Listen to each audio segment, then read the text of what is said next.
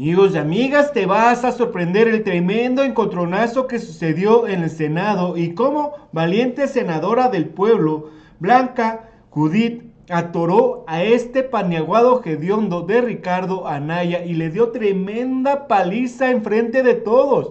Pero antes de poner la información, los invitamos a que nos ayuden a compartir este video en todas sus redes sociales, que activen la campanita de notificaciones y que nos regalen un poderoso like. Pues vamos a ver el tremendo berrinche que está haciendo Ricardo Anaya y cómo la senadora Blanca Judith, senadora del pueblo, atora a este paneaguado hediondo y le reventó, amigos, le reventó el hocico de inmediato. Pues vamos rápidamente con primero la participación de este paneaguado hediondo de Ricardo Anaya y cómo, amigos, le borraron la sonrisa en segundos. Vamos, y después vamos a ver también cómo le dan tremenda lección a este paneaguado. Vamos a escuchar. Ricardo.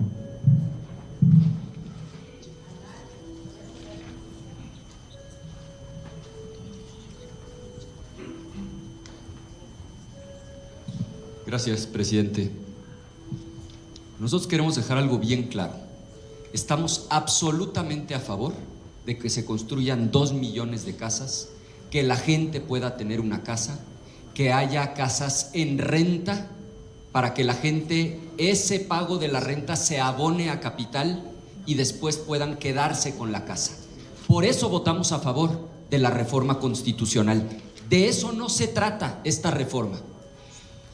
Yo voy a plantear 4 críticas bien concretas y lo que les pido es que si yo falto a la verdad me digan en qué artículo dice algo distinto de lo que yo voy a decir, porque es una barbaridad lo que aquí están planteando. Lo primero y lo más grave, le están dando facultades al Infonavit, vean el artículo 42, de disponer de los recursos bajo su administración. Esa era una facultad que no tenía el Infonavit. ¿Qué significa eso? Significa que al 30 de septiembre el Infonavit tiene 2 billones de pesos que no son suyos, son de los trabajadores. Son esos 200, 300, 400 mil pesos que tiene la gente en su subcuenta de vivienda. Y lo que ustedes están planteando en esta reforma legal es que el Infonavit pueda tomar esos recursos, 2 billones de pesos, que son de los trabajadores, y donde los administren mal, la gente se va a quedar sin el dinero de su subcuenta de vivienda. Artículo 42. Esa es la primera razón y la más grave. Segundo, colonizan al Infonavit. Sabían nada más, había una comisión de vigilancia, 9 integrantes, 3 representantes de los trabajadores, 3 de los patrones y 3 del gobierno. Había un equilibrio. Artículo 17. Sigue habiendo 9 integrantes, pero ¿qué creen? Ahora son 5 del gobierno, mayoría, y le dejan 2 a los trabajadores y 2 a los patrones. Control total del gobierno de la comisión de vigilancia. Entonces, con esos 2 billones de pesos pueden hacer lo que se les pegue la gana. Artículo 18 bis, comité de auditoría. Lo mismo, antes eran 3 integrantes y eran 1 de los trabajadores, 1 de los patrones, 1 del gobierno. Y ahora lo modifican y le dejan 1 para los trabajadores, dejan 1 para los patrones y toma el control el gobierno. La dirección general, antes era la asamblea general la que nombraba al director general a propuesta del ejecutivo, ahora es directamente el ejecutivo. El comité de transparencia, lean el 25 bis, antes eran 3, 1 de los trabajadores, 1 de los patrones, 1 del gobierno. Ahora 1 de los trabajadores, 1 de los patrones y 3 del gobierno. Entonces, para efectos prácticos, olvídense los trabajadores de estar representados en la comisión de vigilancia. Bueno, amigos, esto es el tremendo berrinche que está haciendo Ricardo Anaya. Vamos ahora a ver la participación de la senadora del pueblo, Blanca Judith, que le revientó el hocico en segundos a Ricardo Anaya, a este paniaguado hediondo. Así se lo dijo en su carota a este panista, la senadora Blanca Judith, a Ricardo Anaya, paniaguado hediondo. Vamos a escuchar. Tiene el uso de la palabra la senadora Blanca Judith Díaz Delgado para hablar a favor. 5 minutos. 6, porque la senadora habló 6. Bueno, 5 a favor y con esto estaríamos concluyendo 5 en contra. La única ronda es correcta. Preguntaremos ahorita. Con su permiso, presidentes, yo quiero decirles que el Infonavit por mucho tiempo fue la caja chica de muchos proyectos personales y políticos. Y la verdad es que el mundo inmobiliario de México se convirtió de veras en una corrupción apestosa y hedionda. Lo que pasó es que los desarrolladores, bajo el manto protector de los gobiernos neoliberales, lo que hicieron fue construir casas pequeñísimas. En lugar de poner varillas, empezaron a poner alambrones. Y muchas de esas casas aquí tengo tantito.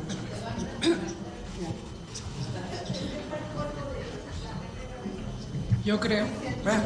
Y muchas de esas casas se convirtieron en una verdadera pesadilla para quienes habitaban esas casas. Quizá ustedes no las conocen ni las vivieron, porque ustedes pues no se acercan a la gente y nunca tuvieron la necesidad de vivir en una casa de Infonavit. Son casas pequeñas, son casas mal construidas. Vayan y a lo mejor pues tampoco salieron a campaña, pues, y por eso no se dan cuenta de cómo vive la gente en esas pequeñas casititas que no representan la dignidad de la persona humana que ustedes pregonan, ¿eh? Entonces, el tema es que tenían también deficientes redes eléctricas y el asunto es un asunto puritito de corrupción. Durante los gobiernos panistas, básicamente, los préstamos que otorgó el Infonavit a los trabajadores de fábricas, a los obreros, a los pequeños empresarios, a los jubilados, a los servidores públicos, se encontraban en zonas marginadas y lejos de cualquier lugar de desarrollo. Los mandaron a las afueras de las grandes ciudades a vivir ahí y no había infraestructura ninguna. Y pregúntenme por las áreas públicas, a ver qué les daban. Si había un barranco, esa era el área pública. O sea, violaron todo lo que tenía que ver con las reglas de urbanidad y de urbanismo de los estados. El Infonavit apapachó todo eso porque era cuate de los grandes constructores y de los grandes empresarios, porque a eso se dedicaron. Se dedicaron a ser cuates de todos los que construían. A la hora que diga la primer mentira me callan, porque esa es la verdad. En dónde están y cómo viven nuestros trabajadores, los huecos entre las paredes, los techos cayéndose, casas quemándose por la mala. ¿Y cuándo los vi reclamar eso a ustedes? ¿Cuándo alguien alzó la voz para decir que esto estaba mal? ¿Quién ha dicho algo respecto a esto? Eso fue lo que sucedió en el Infonavit y es lo que sucede. Vayan allá a Santa Elena en Suazua, los invito para que vayan y vean cómo corren los drenajes con unas casas que tienen menos de 6 años de construcción. Y están los drenajes pululando por las calles y por las avenidas porque hay una construcción deficiente. No queremos eso para los trabajadores de este país. Ahora ustedes hablan de la deuda de Pemex, no bueno, y de la quiebra de Pemex, pero si la quiebra de Pemex empezó con todo lo que ustedes hicieron. ¿Y qué fue lo que hicieron? Pues dejaron de meterle un quinto a Pemex, porque lo que ustedes querían, como los reyes de la privatización, era privatizar Pemex. Eso es lo que ustedes querían, que Pemex se privatizara. ¿Y qué hicieron? Pues no le metieron un quinto, ni un peso para un tornillo en Pemex. Eso fue lo que ustedes hicieron.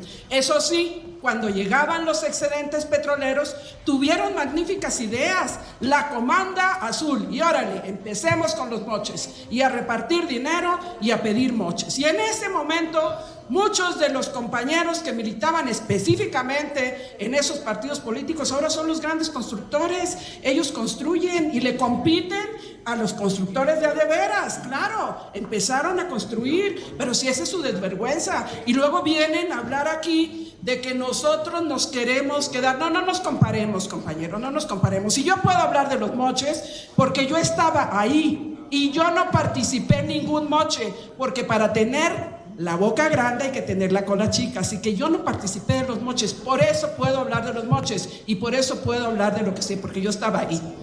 Y desde la Comisión de Cultura, imagínense ustedes, no bueno, y ahí empiezan los fondos de los moches con los excedentes petroleros, y vienen a hablar de la quiebra de Pemex. No bueno, se necesita tener desvergüenza, pero bastante desvergüenza para hablar en esos términos.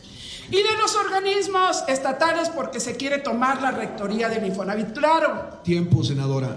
Claro, sí, termino, presidente. Claro que se quiere tomar la rectoría del Infonavit porque se le va a dar un gran giro, un giro social que atienda verdaderamente la demanda de los trabajadores, que no vivan en esas condiciones, que tengan casas dignas, que vivan bien, que puedan vivir y tener un lugar digno para vivir. Eso es lo que pretendemos con este cambio radical que estamos dando, y radical porque viene de raíz y porque queremos mejores viviendas para los trabajadores y no esas casas de vergüenza y de miedo que hicieron en la época en donde ustedes gobernaron. Y yo insisto, yo estaba ahí, por eso lo sé, pero en esa no las acompañé. Gracias. Muy bien, pues agotada la lista de oradores. Bueno, amigos, así pararon en seco en segundos al paneaguado hediondo de Ricardo Anaya, esta valiente senadora de la Cuarta Transformación, que le dio tremenda paliza de su vida a Riquín Canallín. Si les gustó este video, comparten en sus redes sociales, activen la campanita de notificaciones y regálenos un poderoso like para que le lleguemos a más personas con tremendo video. Pues muchas gracias y adiós.